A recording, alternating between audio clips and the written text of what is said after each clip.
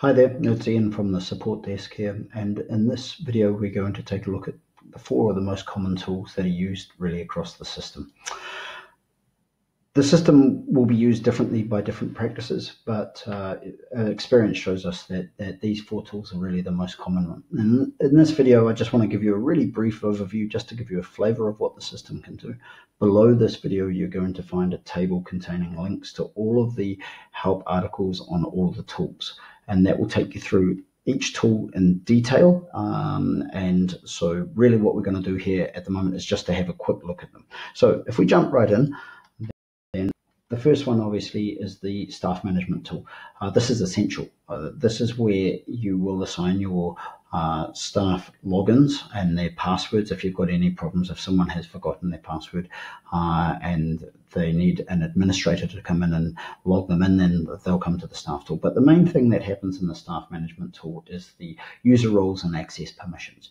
Now this means that you can assign different users different permissions. So you may not want receptionists to be able to have anything to do with absenteeism, for example.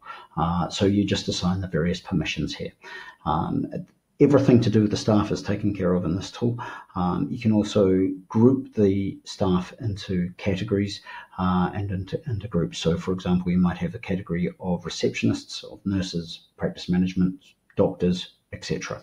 Okay, this is probably one of the most important aspects of the system, and we'd certainly encourage you to come in here fairly early on to get everything set up. The next major tool here is the document manager. Now the document manager, the first thing about this and the most important thing about this is that you have to configure your browser. If you haven't done this already, then above this video there's a link entitled configuring your browser, and all that does is tell your browser that it's okay for FPMS Pro to handle files. If you don't do this, then it won't work properly. So that's an absolute must. However, once it's done, then you can simply arrange all the documentation on here as you please, in a manner that's applicable and suitable to how the practice needs it. For example, using receptionists as an example again, if they needed protocols or online forms and everything, or forms that they could print out, then you simply load them up here. The receptionist logs on and has really quick and easy access to the documentation that they require. So without a doubt, the document manager is probably the most widely and most useful tool within FPMS Pro. The absence manager is next. This is really smart.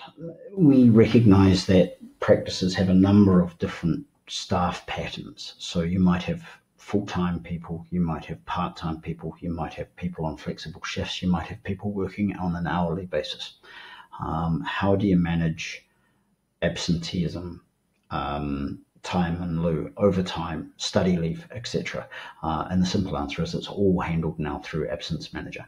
We have been liaising with practices for years on this, and it's been a real challenge, and we're absolutely delighted with this latest iteration because it handles all of the flexibility and all of the requirements that you could need with your absenteeism. Okay, finally, the holiday planner.